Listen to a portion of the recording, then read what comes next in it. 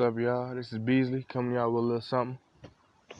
And I saw that Madam C.J. Walker movie, right? And I was watching it at first, and I was like, "Oh, this is good. This is good." But you know, but then it's like they introduced the Addie Monroe character, right? And instantly I'm like, okay. Well, not instantly. I would say at first I thought she was gonna be a friend. Somebody that's mentor. Somebody that's gonna put Madam C.J. Walker on, because I didn't know much about Madam C.J. Walker before I saw the movie. All I knew that she was a very wealthy woman, and she sold hair care products. So I'm watching the movie, and it's like in the first episode, I'm like, okay, they gonna be cool. But then it takes a turn, and she like, you can't sell for me. You can't sell for me because you don't look the type. So I already wasn't liking her. But then as the series goes on, like I'm like constantly like I'm hating Addie Monroe, right? And she light skinned with reddish hair. I'm very light with reddish hair. Reddish brown. I don't know if you can see it in the beard. But and I got light color eyes like she do. We got some of the same features.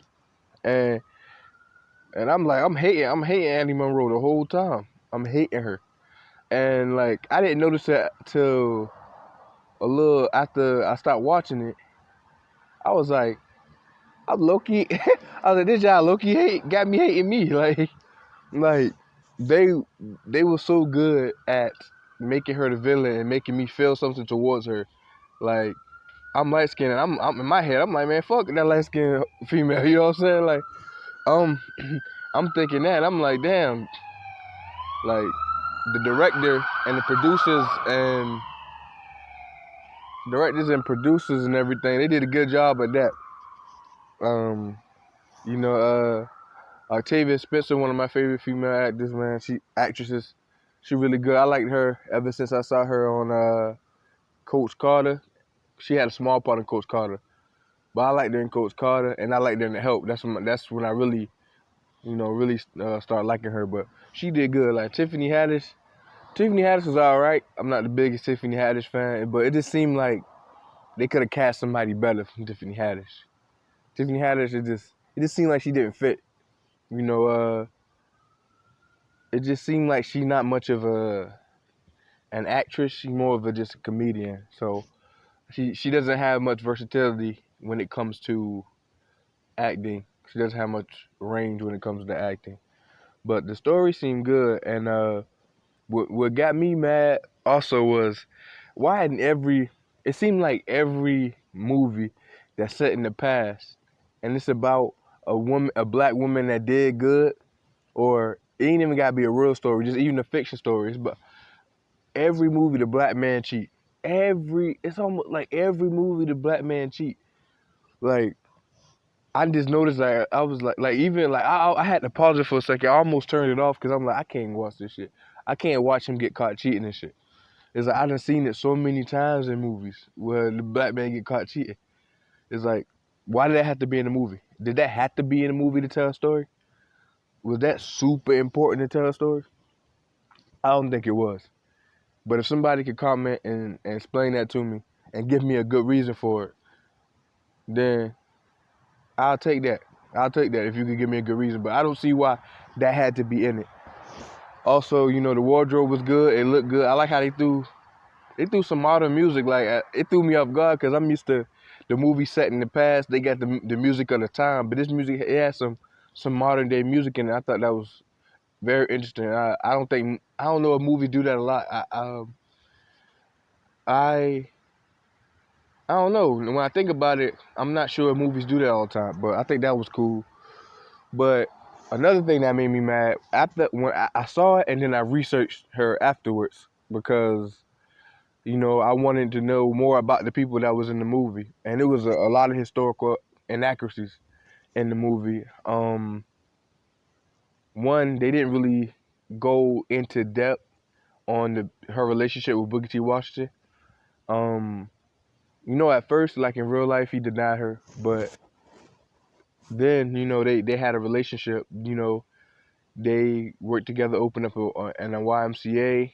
You know, he let her speak at in the 1913s. The NNBL. He let her speak at it was for black business people. And he let her speak there. But that wasn't in a movie like that.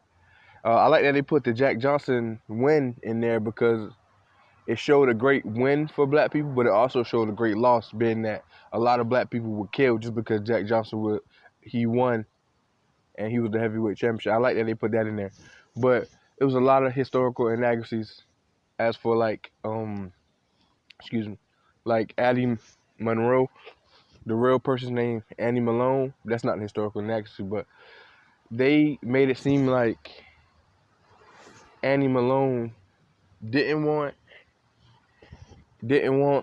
Sarah or Madam C.J. Walker, whatever you want to call her. They made it seem like she didn't want her a part of her company. They made it seem like she didn't want her to sell for her, but which in real life she did sell for her. And I understand that, when it's a movie, you got to make some conflict, but that wasn't true. And it kind of seems like Madam C.J. Walker was the one who did her wrong because Annie Monroe came out with the wonderful hair grower first, then Madam C.J. Walker came out with the wonderful hair grower.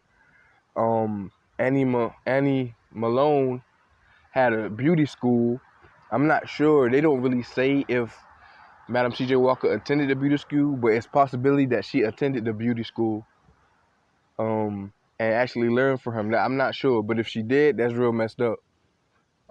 Annie Malone actually put out ads saying that she was a fraud. I'm not sure if it was true. I mean, only people who was alive back then can vouch for that.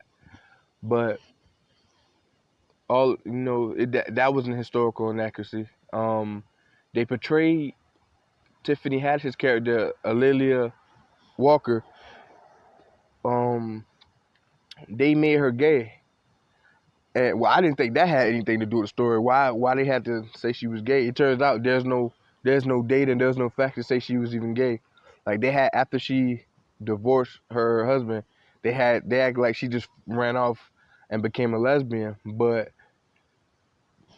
she got married twice after that to dudes, and they don't even say that in the documentary. They don't say that, and it just all in all, it was a nice film to look at. It was interesting. It wasn't accurate. It was interesting because everybody was a good actor / actress except Tiffany Haddish. But other than that, it was a nice watch, but it wasn't accurate. And I don't think people should look at that as history. It was kind of like a reimagining of history, if you will. But that's all I got for y'all today. It's Beasley out.